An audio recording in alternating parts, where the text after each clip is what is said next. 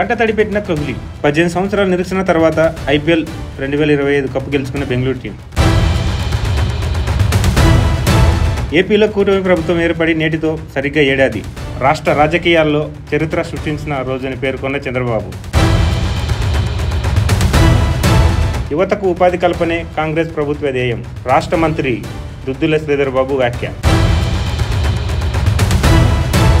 ఎర్రగడ్డ ఆసుపత్రిలో కలుషిత ఆహారం, ఒకరు మృతి, 70 మందికి అస్వస్థత. కన్నప్ప హార్డ్ డ్రైవ్ మనోజ్ మనసుల దగ్గరే ఉంది. పోలీసులకు అంతా తెలుసు అన్న మంచు విష్ణు. నరేందర్ సరెండర్ అని చెప్పగానే మోడీ యుద్ధం విరమించుకున్నాడు. నరేంద్ర మోడీపై సంచలన వ్యాఖ్యలు చేసిన రాహుల్ గాంధీ. గాంధీ భవన్కు భద్రత పెంపు.